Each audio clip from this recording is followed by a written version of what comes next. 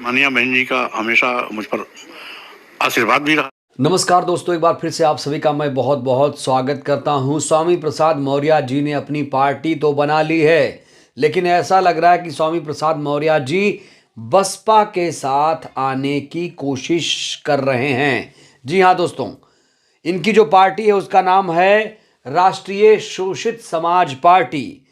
तो स्वामी प्रसाद मौर्य जो कभी बसपा के नंबर 2 के नेता हुआ करते थे, उसके बाद उन्होंने पार्टी छोड़ दी। उसके बाद उन्होंने एक अपनी पार्टी बना ली, फिर भारतीय जनता पार्टी में चले गए, फिर समाजवादी पार्टी में चले गए, और फिर से साहब ने एक पार्टी बना ली जिसका नाम रखा राष्ट्रीय शोषित समाज पार्टी।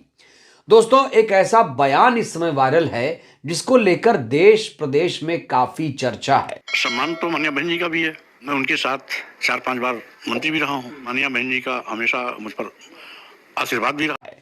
स्वामी प्रसाद मौर्य टीम की तरफ से एक ऐसा सुझाव, एक ऐसा सलाह मायावती जी को दिया गया है जिसको लेकर इस समय लोग विचार विमर्श कर रहे हैं। दोस्तों, मायावती जी के नेतृत्व में बहुजनों का एक महागठबंधन बनाने की बात कही जा रही है। तो बड़ा सवाल यह है कि आखिर इस महागठबंधन में कौन कौन से नेता शामिल होंगे। दोस्तों, नेताओं के नाम भी इसमें जिक्र किए गए हैं। एक ट्वीट दरअसल किया गया है राष्ट्रीय शोषित समाज पार्टी के द्वारा।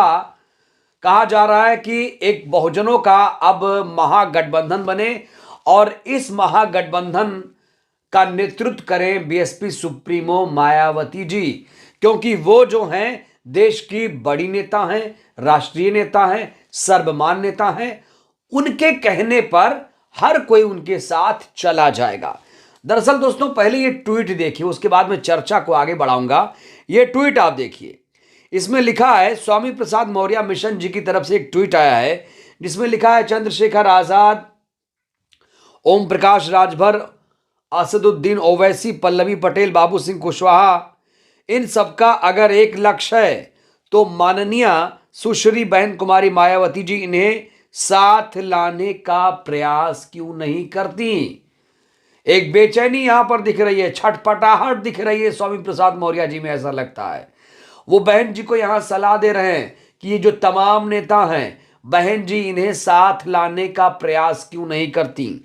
आगे लिखते हैं, बहन जी के एक आह्वान पर ये सब भर भरा कर बसपा के साथ आ जाएंगे। तो दोस्तों, स्वामी प्रसाद मौर्य साहब ने बड़ी पते की बात कह दी है और इस सलाह की हर जगह बहुत तारीफ भी हो रही है, सकारात्मक इस पर चर्चा हो रही है। तो बहुजनों का एक महागठबंधन क्या बनना चाहिए, और ऐसे वक्त में जब 2024 का लोकसभा का चुनाव बेहद करीब है, तो दोस्तों स्वामी प्रसाद मौर्य जी ने एक सवाल भी बसपा सुप्रीमो से किया कि बहन जी इस तरफ ध्यान क्यों नहीं दे रही हैं, बहन जी इस तरफ प्रयास क्यों नहीं कर रही हैं। अगर वो एक इशारा कर दें तो सारे के सारे नेता भर भरा कर बसपा के साथ आ जाएंगे, यानी वो बसपा के साथ जुड़ जाएंगे। दोस्तों, इस महागठबंधन के चेहरे को पहले आप देखिए, ये चेहरे जरूरी हैं जानना आपको।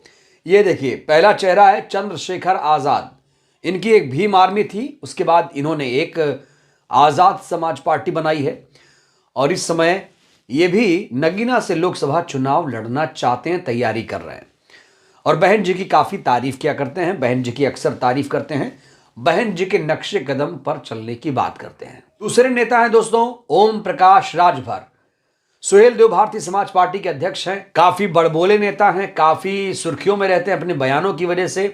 फिलहाल ये तो एनडीए के साथ हैं और बहन जी की अक्सर ये तारीफ करते रहे हैं। इन्होंने कई बार कहा कि बहन जी को हम प्रधानमंत्री बनाकर रहेंगे, और राजभर साहब ने एक बार नहीं कई बार बीएसपी सुप्रीमो को प्रधानमंत्री बनाने की अपील मांग की थी। एक और चेहरा देखिए असदुद्दीन ओवैसी का। ये ओवैसी साहब हैं। दोस्तों, ओवैसी साहब किसी परिचय के मोहताज नहीं हैं, मुसलमानों में काफी लोकप्रिय हैं, अपने बयानों के लिए, तीखे बयानों के लिए जाने जाते हैं, बीजेपी पर काफी हमलावर रहते हैं। और ओवैसी साहब इस समय उत्तर प्रदेश में बसपा के साथ गठबंधन की राह तलाश रहे हैं। आपको बता दूं कि 2020 में जब बिहार विधानसभा चुनाव हुआ था, तब ओवैसी साहब ने बीएसपी के साथ बिहार में गठबंधन किया था और अब वो उत्तर प्रदेश में बीएसपी के साथ, बसपा सुप्रीमो के साथ गठबंधन करना चाहते हैं। दोस्तों एक और चेहरा देखिए, पल्लवी पटेल। पल्लवी पटेल इस समय किसी परिचय की मोहताज नहीं है। यूपी का एक चेहरा, कमेरावादी पार्टी के नेता। वैसे समाजवादी पार्टी की ये विधायक हैं, लेकिन इस समय अखिलेश यादव से काफी खटपट है, अखिलेश यादव से ये नाराज हैं। तो बहुजनों के महागठबंधन में पल्लवी पटेल को भी शामिल किया जा रहा है। एक और नेता देखिए, ये हैं बाबू सिंह कुशवाहा, जिनकी पार्टी का नाम है जन अधिकार पार्टी। इनको भी बहुजनों के महागठबंधन में शामिल किए जाने की बात कही जा रही है। एक और नेता हैं प्रकाश अंबेडकर साहब, महाराष्ट्र से आते हैं और ये भी बहन जी के साथ गठबंधन करना चाहते हैं। बहुजन वंचित अघाड़ी इनकी पार्टी का नाम है। और एक और नेता महाराष्ट्र से बामन मेश्राम, बामसेफ के ये चीफ हैं और इनको भी इस महागठबंधन में शामिल किए जाने की बात कही जा रही है। तो कुल मिलाकर कितने चेहरे हो गए? चंद्रशेखर आजाद, ओम प्रकाश राजभर, ओवैसी, पल्लवी पटेल, बाबू सिंह कुशवाहा, प्रकाश अंबेडकर, बामन मेश्राम। इनको लेकर बहुजनों का एक महागठबंधन बनाए जाने की सलाह दे रहे हैं स्वामी प्रसाद मौर्य। कह रहे हैं कि मायावती जी प्रयास करें। दोस्तों जरूरी तो यह भी है कि ये लोग भी कुछ प्रयास करें। ये लोग अगर प्रयास करें, बहन जी के साथ इकट्ठा होकर जाएं, तो क्या बहन जी मना कर देंगी? मुझे दोस्तों नहीं लगता कि अगर ये लोग बहन जी के पास जाएं, ये प्रपोजल लेकर जाएं कि आप हमारी बड़ी नेता हैं, आप हमारा नेतृत्व करिए, तो मुझे नहीं लगता कि बहन जी नकार देंगी। बड़ी बात यह कि इस सूची में दोस्तों स्वामी प्रसाद मौर्य की जो पार्टी है उनका जिक्र नहीं किया गया। राष्ट्रीय शोषित समाज पार्टी का जिक्र नहीं है, ना ही स्वामी प्रसाद मौर्य जी का जिक्र है। क्या स्वामी प्रसाद मौर्य जी इन लोगों का अलग गठबंधन बनाना चाहते हैं? खुद वो क्यों नहीं आना चाहते हैं? क्या वो बसपा के साथ गठबंधन करना चाहते हैं?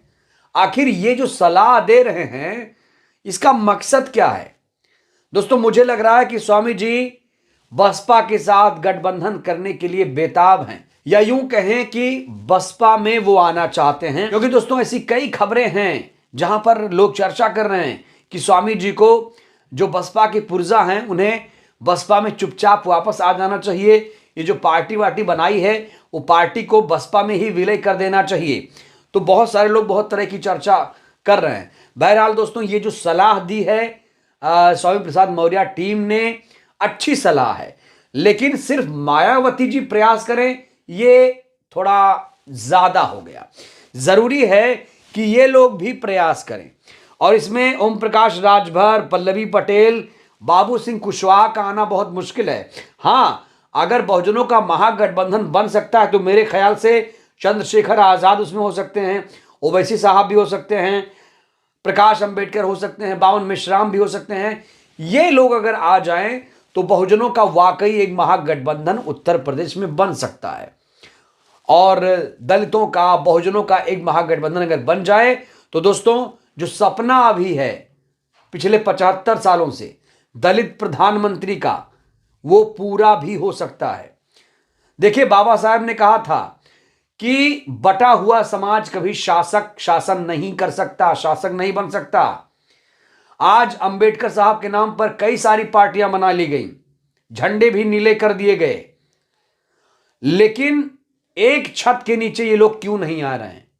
जब ये लोग पार्टी बना लेंगे तो कोई 100 वोट लेकर उधर चला जाएगा, 100 वोट लेकर इधर चला जाएगा। जब आपस में ही इतना मनमुटाव रहेगा तो समाज बिखरेगा नहीं। आखिर फुले, शाहू जी महाराज, बाबा साहेब अंबेडकर, कांशीराम, इनकी जब विचारधारा चल रही है तो क्यों नहीं अपनी जो मेन पार्टी है बसपा, उसके साथ आकर जुड़ें? मायावती जी क्या मना कर देंगी इन लोगों को? दोस्तों मुझे नहीं लगता कि मायावती जी इन लोगों को मना कर देंगी। तो दोस्तों स्वामी प्रसाद मौर्य जी की तरफ से जो सलाह है वो कहीं ना कहीं अच्छी है और इसे व्यापक स्तर पर एक बहुजनों का महागठबंधन बने तो अच्छी बात है, लेकिन सबको सामूहिक रूप से इसमें प्रयास करना पड़ेगा। सिर्फ मायावती जी पर ही ठिकरा नहीं फोड़ना चाहिए कि मायावती जी क्यों नहीं प्रयास करती। सबको सामूहिक रूप से प्रयास करना पड़ेगा, तब जाकर इस तरह का एक बढ़िया, मजबूत, महागठबंधन बन सकता है और बहुजनों का जो सपना है वो पूरा भी हो सकता है दलित प्रधानमंत्री का। बहरहाल दोस्तों, इस वीडियो में इतना ही। आपको क्या लगता है, क्या बहुजनों का एक महागठबंधन होना चाहिए? और महागठबंधन होना चाहिए तो उसमें कौन कौन से नेता होने चाहिए आपके ख्याल से? कितना आसान रहेगा यह महागठबंधन? अपनी प्रतिक्रिया आप लोग जरूर दीजिए। बहुत बहुत धन्यवाद, शुक्रिया। जय भारत, जय संविधान।